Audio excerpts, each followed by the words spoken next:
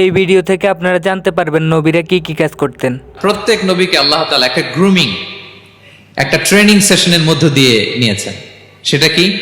সেটা হচ্ছে সবাইকে আল্লাহ তাআলা শেফার্ড হিসেবে কাজ দিয়েছিলেন, রাখাল হিসেবে।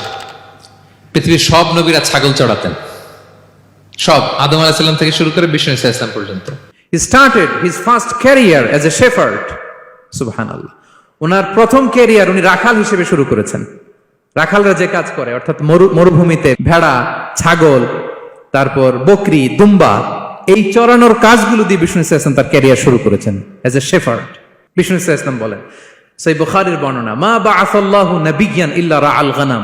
আল্লাহ তাআলা এই পৃথিবীতে এমন কোন নবী পাঠায় নাই যে নবীরা ছাগল চড়ায় নাই। সুবহানাল্লাহ পড়বেন না? সাহাবারা বললেন, ওয়া আনতা ইয়া রাসূলুল্লাহ, হে আল্লাহর নবী, আপনিও ছাগল চড়িয়েছেন? বিষ্ণু ইসলাম বললেন, নাআম, আমিও ছাগল চড়িয়েছি।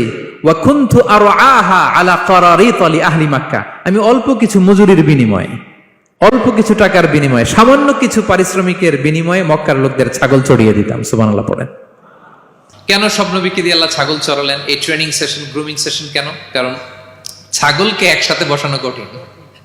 ছাগল একটু কি বলে, একটু টেরা টাইপের প্রাণী, কথা শুনতে চায় না।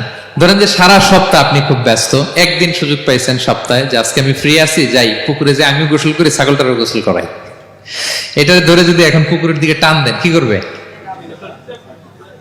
পা দুইটা এমন শক্ত করে মাটিতে ধরে রাখবে, আপনি যত টানবেন ওর ঘাড়ের চামড়া ছিঁড়ে যাচ্ছে, তারপরেও আসে না। এরপর ছাগলগুলোর একসাথে রাখা কঠিন। একটা নেচে ওদিকে যায়, আরেকটা লাফ দেয় এদিকে, আরেকটা ওইদিকে।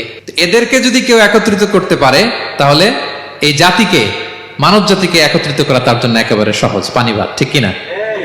এজন্য আল্লাহ এই মানব গোষ্ঠীর উপর লিডারশিপ কায়েমের আগে ছাগল চড়িয়েছেন। এবং যারা মরুভূমিতে ছাগল চড়ায়, যে শেফার্ড গুলো, যেই রাখালগুলো, তাদের অনেক শক্তিশালী হইতে হয়। গায়ে শক্তি না থাকলে ছাগল চড়ানো যায় না। কিন্তু লাঠি নিয়ে হই হই করে পিছনে দৌড়াইতে হয়, নেকড়ের ছোবল থেকে ছাগলগুলোকে রক্ষা করতে হয়, বাঘ, নেকড়ে এগুলো থেকে বাঁচাইতে হয়। তার মানে এটা করার মধ্য দিয়ে এই জাতিকে কিভাবে জাহান্নামের আগুন থেকে বাঁচাবে, নবীদের ওই ট্রেনিং হয়ে যায়। সুবহানাল্লাহ। ছাগল এদিক ওদিক দৌড়াতে থাকে, এদেরকে যেমনি একত্রিত করতে হবে, নবীদের কাজও হচ্ছে মানব গোষ্ঠীকে ইউনাইটেড করা, একত্রিত করা। এজন্য আল্লাহ তাআলা মা বাআসাল্লাহু নাবিয়্যান ইল্লা রাআল গানাম, এই পৃথিবীতে এমন কোন নবী পাঠান নাই যে এই নবীকে দিয়ে আল্লাহ তাআলা ছাগল চড়ান নাই।